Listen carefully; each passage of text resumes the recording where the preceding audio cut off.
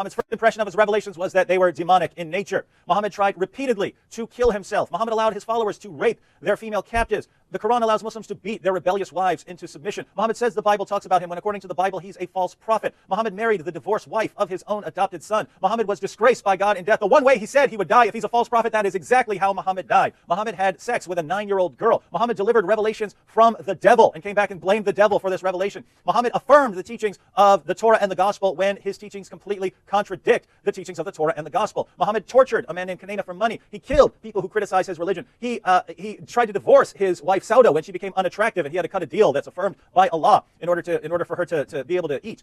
Muhammad's revelation to his dinner guests was so obviously from Muhammad and not from Allah. We wonder how anyone can take the Quran seriously after reading it.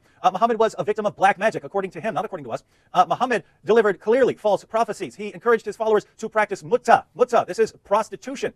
He had 9 wives when the Quran allows Muslims to have 4. He broke his vow to his wife about having sex with his slave girl, and the Quran is completely theologically incoherent. You cannot make sense of it when Allah gives all of this revelation, and then Allah is the one who corrupts it by tricking and deceiving people into believing that Jesus died on the cross. The Quran teaches that stars are missiles that God uses to shoot demons when they try to sneak into heaven. Muhammad ordered his followers to kill apostates, even those who left for very good reason. According to the Quran, Allah is the greatest of deceivers, when according to the Bible, Satan is the father of lies. Muhammad had no assurance of his salvation, despite the fact that he is the greatest of Muslims. According to Muhammad, women are stupid and immoral. Islam promotes idolatry. Muhammad said there would be no discrepancy in the Quran if it's the word of God, when there's all kinds of discrepancy. The Quran is based on the argument from literary excellence, the silliest argument ever offered for anything. Muhammad told his followers about a paradise that would make Hugh Hefner blush with the amount of sexual perversion in it. And of course, if Christianity is true, Islam cannot be the truth because they teach different things. Islam teaches that the sun sets in a pool of murky water. The Quran has been corrupted when Allah promised to protect it. The concept of abrogation makes no sense. Allah is turning things right around, changing revelations from one week to the next when this is supposed to be His eternal word.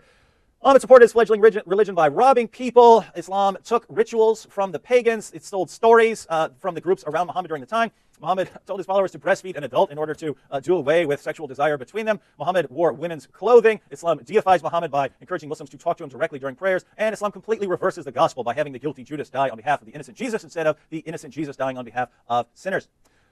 False revelation from Gabriel, and obviously false revelation. The Quran confuses Mary, the mother of Jesus, with Miriam, the sister of Aaron and Moses. Hygiene practices that would kill you if you took them seriously.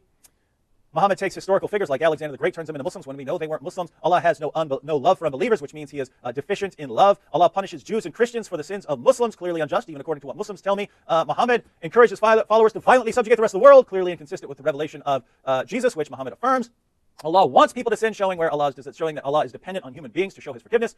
Islam makes Satan the true hero of everything, and finally portrays Jesus as a miserable failure. Islam exalts Satan, insults God, and makes Jesus look like a failure. That's what Islam does at the end of the day, and you're telling me this guy is a prophet.